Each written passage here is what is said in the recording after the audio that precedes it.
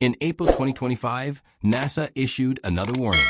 A filament eruption on the Sun will hurl massive amounts of particles toward Earth, and we will experience a solar storm here.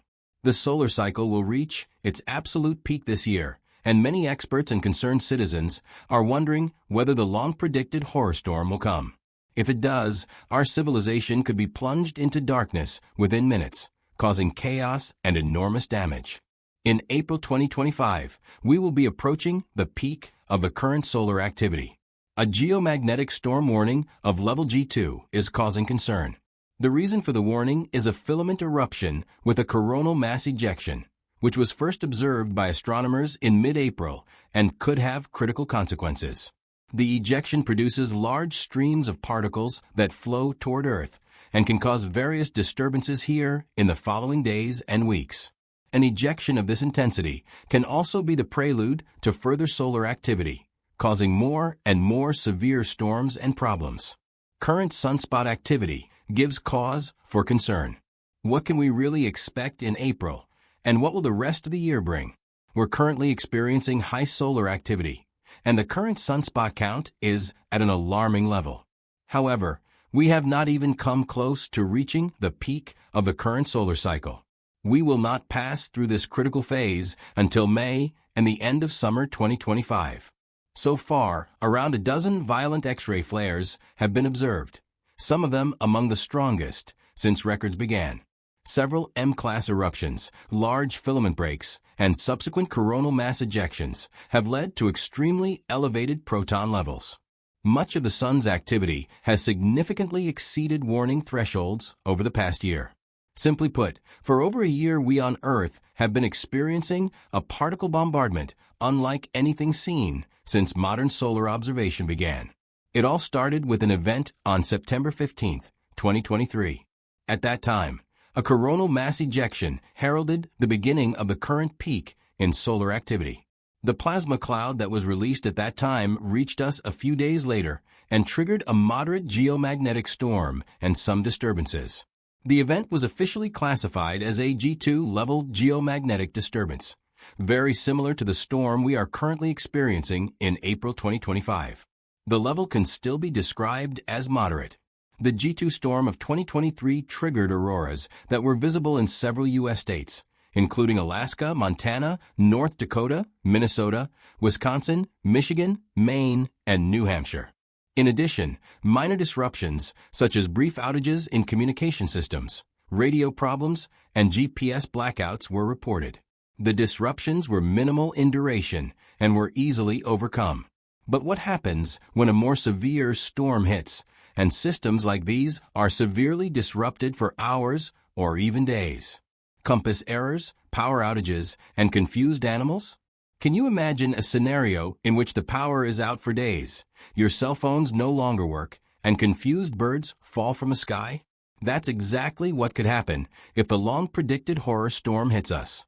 The list of countless warnings includes navigation disruptions due to compass errors, GPS deviations of up to 10 meters, power outages caused by transformer malfunctions, disrupted satellite communications, failures in television broadcasts, radio, and other communications, navigation system failures in cars, ships, and, in the worst case, even airplanes.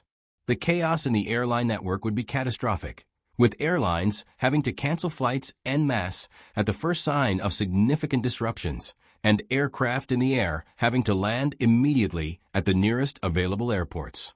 The scenario could have another drastic effect. Some researchers suspect that it could cause severe disruption to wildlife. Animals that use the Earth's magnetic field for orientation could lose their sense of direction. Birds, fish, bees, whales, and probably all other wild animals are at risk. Foxes and wild boars could stray into cities. Birds could make emergency landings in large numbers and then gather on roads in parks and in other unusual places. The scenario is somewhat reminiscent of Hitchcock's horror classic The Birds and other apocalyptic visions. The nightmare would probably be over after a few days, but it's impossible to predict what damage would have been done by then. Power outages could cause serious problems for security systems and food distribution.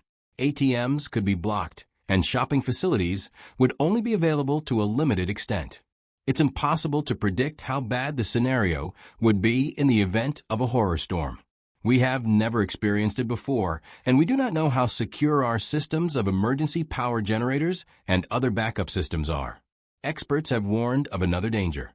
Induced electrical currents can overload transformers, cause short circuits, or lead to fires wherever electrical cables are not laid in accordance with safety standards, as is the case in many parts of Europe.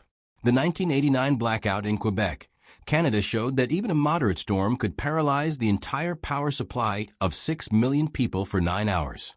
During the Carrington event in the 19th century, the still young global telegraph systems failed. Wires melted, sparks flew from electrical equipment, and set paper on fire. Ultimately, the greatest modern danger is the cost. Even minor outages can cause billions in damage. The cost of weather navigation and communications satellite outages alone would run into the hundreds of millions of dollars. Diverting flight routes over the equator during severe solar storms could push many airlines, already struggling to remain profitable, to the brink of ruin. The Carrington event of 1859, a point of comparison. In September 1859, no one could have guessed what was coming. People had only just become accustomed to the convenience of electric telegraph transmissions. Electrical engineering was still in its infancy, but the ability to transmit messages around the world in near real time was something like the first globalization and the beginning of the modern communications age. At that time, researchers were already interested in the sun, but no one knew anything about the exact connections between the Earth's magnetic field, solar activity, the aurora borealis, and the fledgling power grid.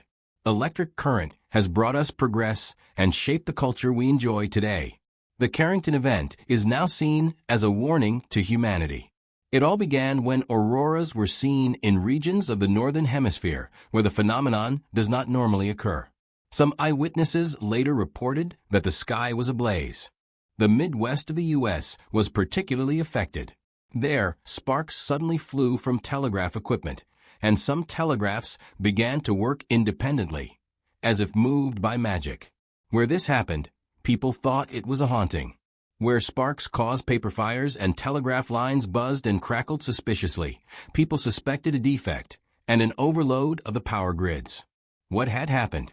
Our Earth's magnetic field normally intercepts electrically charged particles from the sun and traps them in a kind of safety net.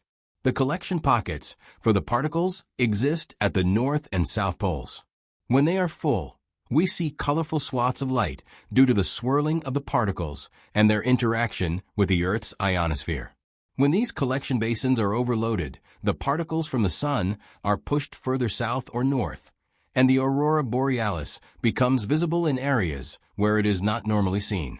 In 1859, the lights must have been enormous because they were visible in broad daylight, and the air was literally crackling. The crackling was probably caused by particles that migrated deeper and deeper into the atmosphere due to the overload of the Earth's magnetic field. Imagine such a scenario. You wake up in the morning, the sky is glowing, and sparks are flying around you from cell phones, power outlets, and other technical devices. Outside your door, you have the feeling that the air around you is crackling, and perhaps the fine hairs on your skin are standing on end. In 1859, many of the then still quite superstitious people thought that a curse from God had befallen them. What actually happened was a solar flare, similar to those we experience today at certain intervals. The plasma stream reached Earth around 20 minutes later. It probably took only seconds to minutes for the Earth's magnetic field to become overloaded. The only person who correctly understood the events at the time was astronomer Richard Carrington. The Englishman had devoted himself to the intensive study of the sun, and in September 1859, he saw a strangely dark spot on the sun's surface. The basic principles linking the aurora borealis to solar activity were already known at that time. Carrington also knew that the aurora borealis was particularly strong and had moved southward. The natural scientist immediately passed on the information. However, due to the failure of the telegraph system, people around the world had to wait a while before they learned that it was not the wrath of God, that had set the sky ablaze, but a solar storm. After 3 to 4 days, the worst was over, and after a week, the systems were running smoothly again. However, the damage was already considerable at that time, and people were still shaken by the experience. How endangered is the Earth's magnetic field? Did you know that we owe our existence to the Earth's magnetic field, among other things? Without this field, there would be no protective atmosphere, no tides, no climate, and basically no electricity. The conditions on our planet are perfect for the emergence of life and for the biodiversity we know today. The extent to which we all depend on the Earth's magnetic field is still not entirely clear. We know that animals orient themselves along its lines, and that the Earth's tension probably ensures that vital moisture is kept in the air, for example. Whether or how our organism depends on this is unclear. Mars, for example, has hardly any magnetic field and has therefore most likely lost its entire atmosphere, if it ever had one. The loss of the atmosphere then most likely led to the desolation and loss of all surface water. It's truly fascinating what our Earth's magnetic field can do. The Earth's magnetic field is generated by the perfect interaction of forces inside the Earth. Our planet's geodynamo is driven by the rotation of liquid metals.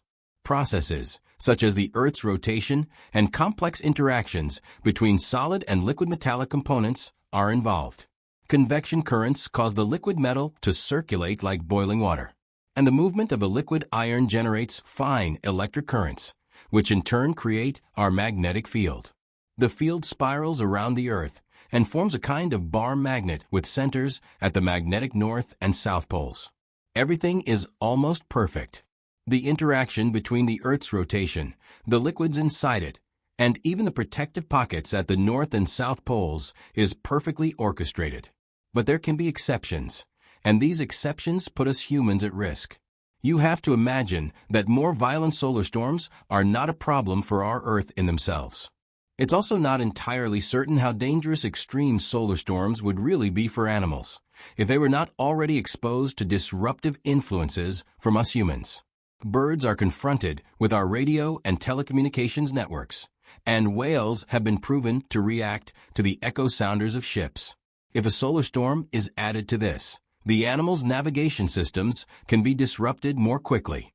The fact that these structures are most at risk from solar storms alone shows that there is a connection between our radio networks, particle streams, and the magnetic field.